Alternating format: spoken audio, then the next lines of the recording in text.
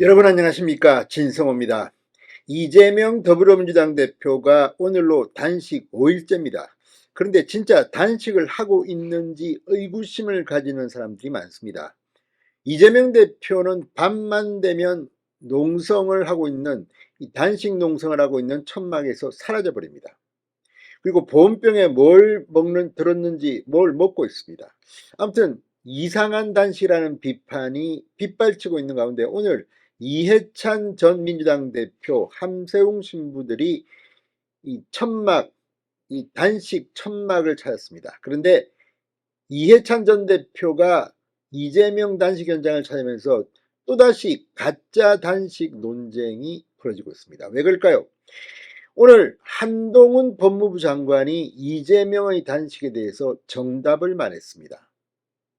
잡범이라는 표현을 썼습니다. 한동훈 장관의 이야기를 들어보면 이재명은 참으로 정치를 해서는 안 될 사람 같다는 생각도 듭니다. 오늘 하루 동안 이해찬 전 대표, 함세웅 신부, 그들의 발언을 들어보면 어쩌면 이재명을 엿먹이는 것은 아닌가 하는 생각마저 듭니다. 왜 그럴까요? 진성호의 융단 폭격 시작합니다. 이재명 더불어민주당 대표를 융단 폭격합니다.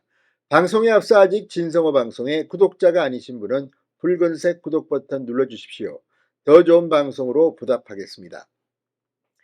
오늘 한동훈 장관이 이재명 대표의 단식을 정말 박살을 냈습니다. 자, 법률가로서 한동훈 장관이 역시 법률가인 이재명을 꾸짖은 장면입니다. 이렇게 말했습니다. 한동훈 장관은 수사나 재판에 영향을 주는 선례가 남게 되면 앞으로는 잡범을 포함해 누구나 다 소환 통보를 받으면 단식을 하지 않겠느냐라고 말했습니다. 잡범, 여기에 뭐 살인범, 강도 전부 다 검찰이 소환한다, 경찰이 소환한다고 하면 난 단식할래, 아우 나는 죄가 없어 단식할래, 이러면 끝난다는 겁니다. 아주 나쁜 선례를 남길 수 있다는 겁니다. 잡범이라는 표현을 쓴 것이 주목됩니다. 한동훈 장관은 오늘 오후 국회 예결위 전체회의에서 조수진 국민의힘 의원이 이재명 대표의 방탄용 단식으로 수사에 차질이 생길 것 같다는 우려가 나온다고 하자 이같이 답했습니다. 한동훈 장관은 그런 점을 감안해서라도 법이 엄정하게 집행될 것이라 생각한다. 단식을 하느냐 마느냐, 단식을 어떤 방식으로 하느냐는 개인 자유의 문제지만 그게 수사나 재판에 영향을 줘서는 안 된다, 이렇게 말했습니다. 자, 지금 대장동 판사도 이런 우려를 이야기했습니다. 지금 시간을 질질 끌고 지금 준비 기일만 얼마입니까? 15일 날 피고 이재명이 출석해야 합니다. 그런데 단식을 지금처럼 계속하면 이제 한 단식 보름쯤 되니까 병원에 가고 없겠죠. 재판이 제대로 되겠습니까?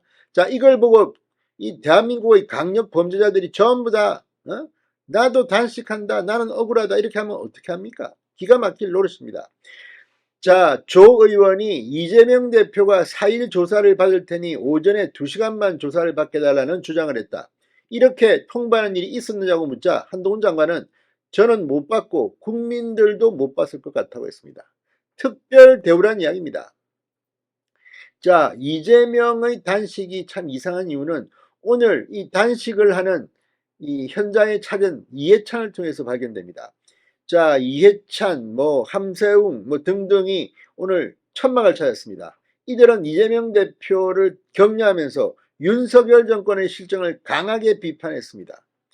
자, 그런데 함세웅 신부는 불의의 정치인이 득세한다, 이렇게 말하는데 불의의 정치인이 누굽니까? 어렵지 않은 정치인 이재명 아닙니까? 저는 그런 생각이 드는데, 아니 대장동, 백현동, 성남 FC 후원금 의혹, 쌍방울 대북 송금 의혹, 이런 사람이 불의의 정치인이 아니면 누가 불의의 정치인이냐, 이런 생각도 듭니다.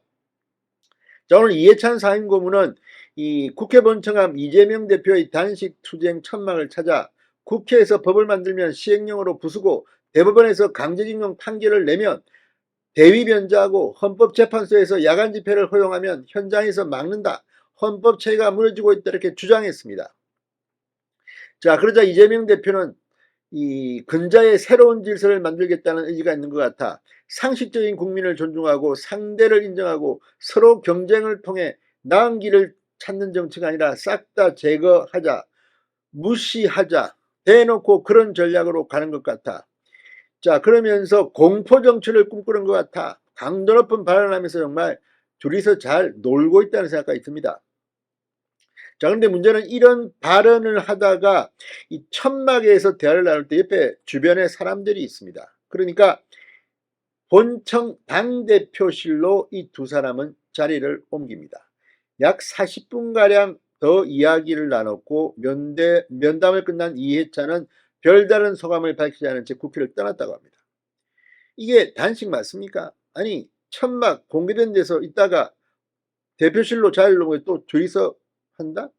그때 뭘 먹는지 안 먹는지 누가 확인할 수 있습니까? 물론 안 먹겠지요. 그러나 그렇게 믿으면서도 의심이 가는 이유는 뭘까요? 워낙 이재명의 단식이 이상하기 때문입니다.